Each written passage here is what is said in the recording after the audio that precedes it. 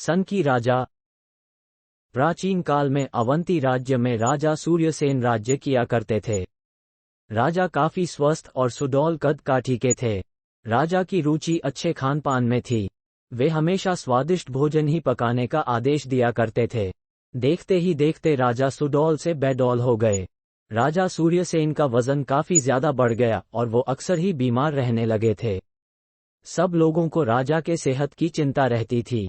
उन्हें कई वैद्यों से दिखाया गया पर सबका एक ही मत था कि राजा सूर्यसेन को खाना कम करना होगा, तभी उनका वजन नियंत्रित होगा, जिससे कि उनका शरीर रोग मुक्त हो पाएगा। पर सूर्यसेन अपने खाने की आदत से लाचार थे। बहुत प्रयासों के बाद भी उनका खाना कम नहीं किया गया, क्योंकि उन्हें कम खाना देने पर वो अत्यंत गुस्सा हो जाया करते थे। एक दिन अचानक ही राजा सूर्यसेन की तबीयत काफी खराब हो गई। उन्हें सांस लेने में परेशानी हो रही थी। तभी पास के गांव से एक वैद्य को बुलाया गया, क्योंकि नगर के सभी वैद्य राजा का बारी बारी से इलाज कर चुके थे पर कुछ भी फायदा नहीं हुआ था। इस बार जो वैद्य राजा को देखने आए, उन्होंने तत्काल राजा को एक जड़ी बूटी दी, जिससे कि अस्थायी रूप से राजा की समस्या कम हुई और उन्हें सांस लेने में आराम मिला।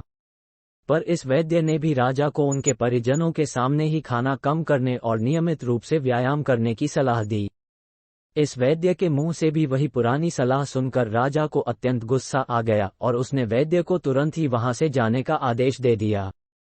वैद्यराज अपने घर चले गए, पर जाते जाते रानी को समझा गए कि अगर राजा ने अपने खान पान को कम नहीं किया तो राज्य का क्या, दुनिया का कोई भी वैद्य उनका इलाज नहीं कर सकता।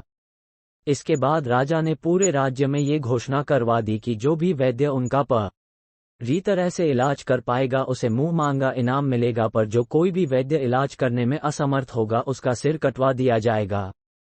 इस घोषणा से डरकर बहुत से वैद्य राजा का इलाज करने से साफ ही मना कर देते थे। रानी बहुत चिंतित रहती, पर राजा के जिद के आगे मजबूर थी। इसी डर के माहौल में एक दिन राज्य के एक ज्योतिषी ने ये भविष्यवाणी कर दी कि अवंती के राजा का अंतिम समय निकट है और 1 महीने के अंदर ही उनकी मृत्यु हो जाएगी। जैसे ही राजा को इस बात का पता चला, वैसे ही उसने उस ज्योतिष को अपने महल में बुलाया। राजा ने ज्योतिषी से उस भविष्यवाणी के बारे में पूछा तो ज्योतिषी ने कहा कि मैंने अपने मन से ये सब कुछ नहीं कहा, पर जो आपके राज्य का भविष्य है वही बताया। ये बात सुनकर राजा को इतना गुस्सा आया कि उसने तुरंत ही सैनिकों को बुलाकर उस ज्योतिषी को कारागार में डलवा दिया। राजा ने सैनिकों को ये कह दिया कि इस ज्योतिषी को 1 महीने तक जेल में ही रखा जाए, ताकि 1 महीने के बाद ये पता चल सके कि इसकी भविष्यवाणी कितनी सच है। ज्योतिषी को कैद करने पर भी राजा को अंदर ही अंदर इस बात की चिंता सताने लगी थी कि कहीं भविष्यवाणी सही न हो जाए। डर के मारे रात रात भर राजा को नींद नहीं आती थी। राजा से खाना भी नहीं खाया जा रहा था। जैसे तैसे 1 महीना बीत गया, पर राजा अपने आप को पहले से ज्यादा स्वस्थ अनुभव कर रहा था। राजा ने ज्योतिषी को बुलवाया और कहा कि तुम्हारी भविष्यवाणी तो पुनर्तः झूठ साबित हुई। देखो, मैं तुम्हारे सामने जीवित खड़ा हूं। अब तुम्हें झूठी भविष्यवाणी करने के लिए मृत्यु दंड दिया जाएगा। ज्योतिषी ने राजा को मुस्कुराते हुए देखकर कहा कि राजन, आपका दिया हर दंड मुझे स्वीकार है, पर उससे पहले मैं आपसे एक बात कहना चाहूंगा। मैं चाहता हूं कि मुझे दंड देने से पहले एक बार आप खुद को आईने में देखें और ये बताएं कि इस 1 महीने में आपके अंदर किस प्रकार के और क्या क्या परिवर्तन आए हैं। मौत की चिंता के कारण पिछले 1 महीने में राजा ने अपने ऊपर ध्यान देना ही छोड़ दिया था। राजा ने अपने आप को ढंग से आईने में देखा भी नहीं था। ज्योतिषी के आग्रह करने पर राजा ने खुद को एक बड़े से आईने में देखा। तब उन्हें ये एहसास हुआ कि 1 महीने में राजा का वजन काफी कम हो गया है, और ध्यान देने से ये भी पता लगा कि बहुत सी बीमारियां भी खुद ही गायब हो गई हैं। राजा खुद को देखकर बहुत खुश हुए। राजा ने तब ज्योतिषी से पूछा कि कृपया कर इस परिवर्तन का राज बताइए। तब ज्योतिषी ने बताया कि वह वास्तव में एक वैद्य है जो पास के ही गांव में रहता है। जब उसने राजा की घोषणा सुनी तो उसने राजा का इलाज करने के लिए ये तरकीब निकाली। वैद्य की बात सुनकर राजा और वहां उपस्थित सब लोग हैरान हो गए।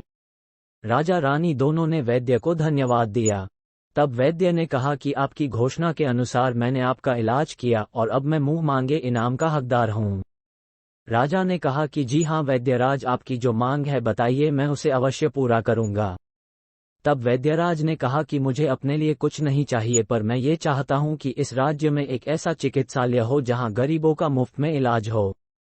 राजा ने वैद्य को चिकित्सालय बनाने का वचन दिया और वैद्य के इस सेवा भाव को देखते उसे राजवैद्य के पद पर नियुक्त कर दिया। राजा ने भविष्य में अपने आप को सेहतमंद रखने का भी प्रण लिया। अतः इस कहानी से हमें ये शिक्षा मिलती है कि चिंता चिता समान है, इसलिए चिंता करने की जगह हमें हर मुश्किल का विवेक द्वारा समाधान निकालना चाहिए।